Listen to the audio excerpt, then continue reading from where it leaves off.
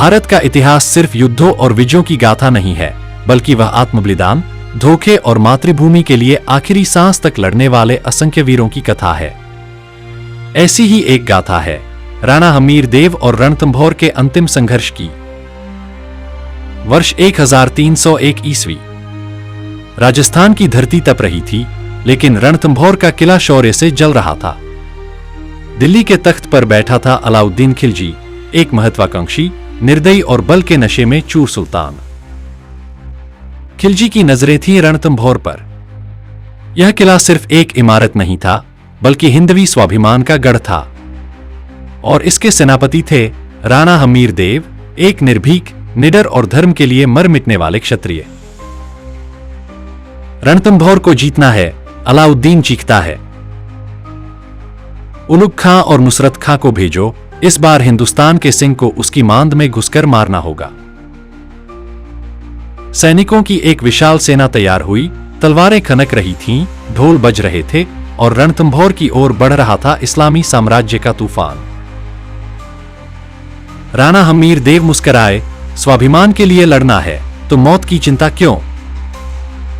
जब पहली बार खिलजी की सेना रणथंभौर पहुंची, राणा ने बहादुरी से आक्रमण को विफल कर दिया। नुसरत खां युद्ध में मारा गया। दिल्ली दरबार थर्रा उठा। यह अपमान था खिलजी के लिए। अब मैं स्वर्ण में उतरूंगा, अलाउद्दीन गरजा। दिल्ली से दूसरी बार चली सेना में शामिल था वो षड्यंत्र जो इतिहास में एक घाव बनकर उभरा।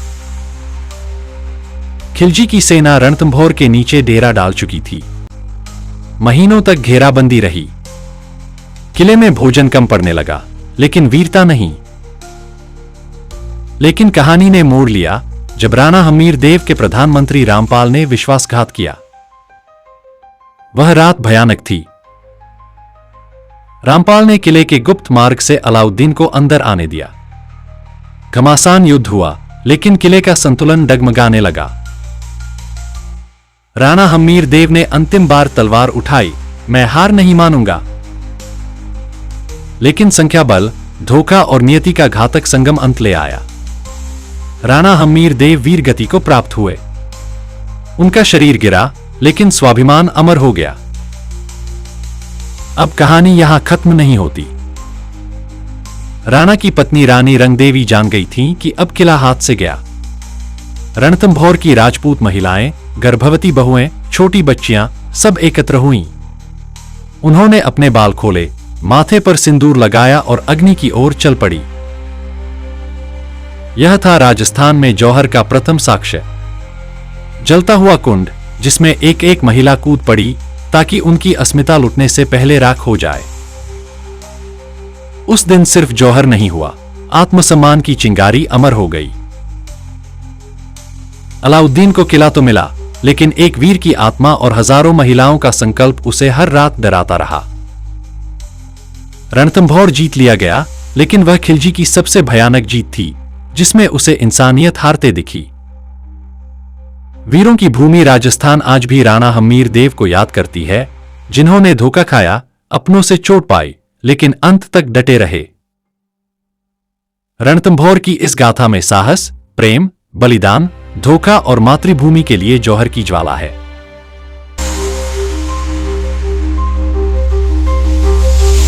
चित्तौड़ की रानी पद्मिनी और खिलजी का मोह। क्या आपने कभी सुना है उस बादशाह की कहानी जिसकी आंखें सिर्फ एक चीज पर टिकी थी, चित्तौड़गढ़? न धन चाहिए था, न जमीन, बस चाहिए थी एक प्रतिज्ञा, रानी पद्मिनी को पाने की। लेकिन क्या चित्तौड़ झुका? क्या राजपूतों ने आत्मसम्मान के आगे घुटने टेक दिए? नहीं। यह सिर्फ एक युद्ध नहीं था, यह था धर्म और अधर्म के बीच का महासंग्राम। अगर आप इतिहास को सिर्फ किताबों की तरह नहीं, बल्कि जीना चाहते हैं, तो आप सही जगह पर हैं। यह है कॉलेज लाइफ, एक ऐसा YouTube चैनल जहां हम इतिहास की घटनाओं को भावनाओं, तथ्यों और सच्चाई के साथ आपके सामने लाते हैं। अगर आपको भी भारत का गौरवशाली अतीत जानना है, तो अभी चैनल को सब्सक्राइब करें और घंटी जरूर दबाएं, क्योंकि हर वीडियो आपको ले जाएगा उस दौर में जहां इतिहास लिखा गया था, आइए चलते हैं 1303 की उस ऐतिहासिक लड़ाई की ओर जो आज भी हर भारतवासी के रक्त में वीरता जगा देती है। साल 1303 ईस्वी, तारीख जुलाई का महीना। दिल्ली की गद्दी पर बैठा था एक दिल वाला सुल्तान अलाउद्दीन खिलजी। नाम सुनते ही लोगों के कान खड़े हो जाते थे और दुश्मनों के घुटने थरथराने लगते थे। अब ये जनाब कोई सामान्य राजा नहीं थे, भाई साहब के सपने भी सम्राट बनने के थे। दिल्ली के तख्त से सीधा पूरे हिंदुस्तान पर नजर थी। लेकिन कहते हैं ना, दिल का राजा भी कभी दिल का गुलाम बन जाता है। एक दिन राजा रतन सिंह का दरबारी एक पंडित राघव चेतन दिल्ली गया और अलाउद्दीन खिलजी को चित्तौड़ की रानी पद्मिनी की अनुपम सुंदरता के बारे में बताया। हुजूर, चित्तौड़ में एक रानी है, रानी पद्मिनी। अप्सरा जैसी सुंदरता और सिंहनी जैसी गरिमा, आपको देखनी ही चाहिए। बस फिर क्या था? सुल्तान की नींद उड़ गई। सोचने लगा, इतना सुना है, अब तो दर्शन करना ही पड़ेगा। अब चित्तौड़ कोई पार्क नहीं था कि यूं चले गए और घूम आए। वो था राजपूताना शान का गढ़। वहां की रानी पद्मिनी कोई इंस्टाग्राम पर फोटो डालने वाली रानी नहीं थी। वो थी मेवाड़ के महाराजा रावल रतन सिंह की रानी, सौंदर्य के साथ साथ स्वाभिमान की मिसाल। खिलजी ने चाल चली, बोला, मैं शांति से मिलना चाहता हूं, दोस्ती करना चाहता हूं। राजा रतन सिंह ने थोड़ी बहुत राजनैतिक चालाकी दिखाई और कहा, ठीक है, आपने जिद ही कर लिया तो आईना में दिखा देते हैं रानी का प्रतिबिंब।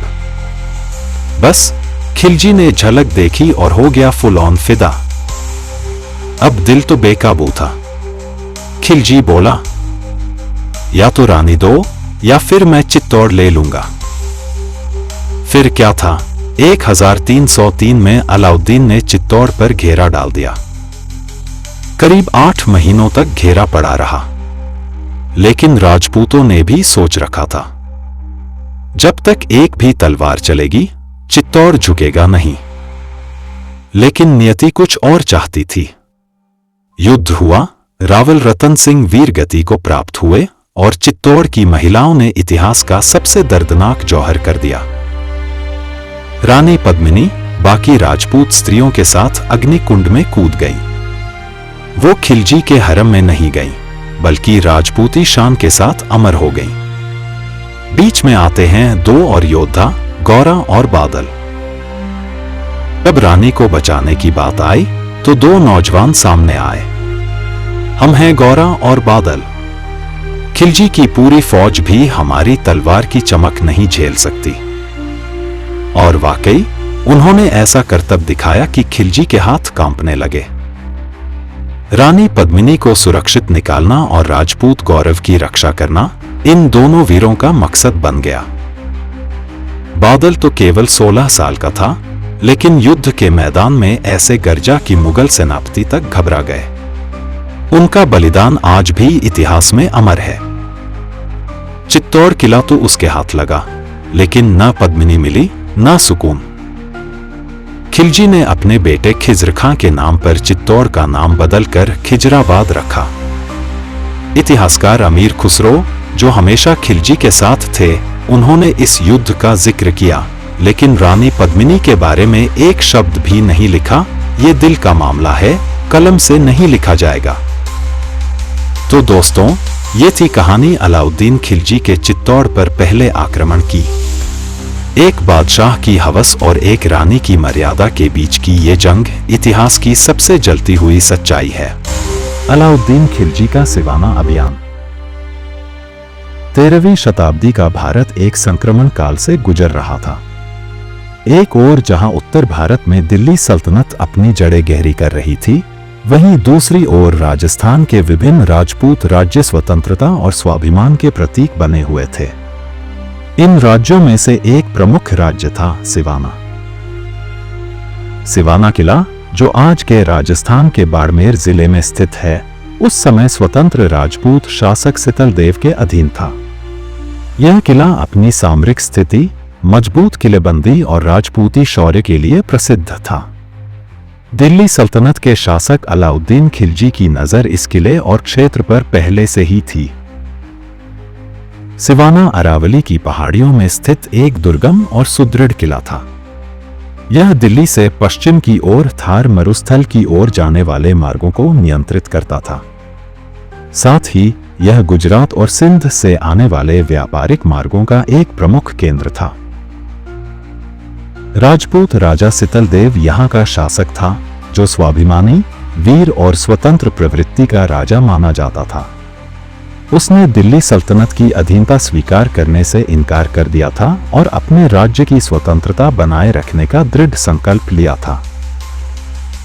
अलाउद्दीन खिलजी के द्वारा जालौर पर आक्रमण के कारण अलाउद्दीन खिलजी अपने साम्राज्य का विस्तार करना चाहता था। दोव जालौर दिल्ली से गुजरात तथा दक्षिण भारत के व्यापारिक मार्ग पर स्थित था। 1299 ईस्वी के गुजरात आक्रमण के दौरान अलाउद्दीन खिलजी को जालौर से निकलने नहीं दिया गया था।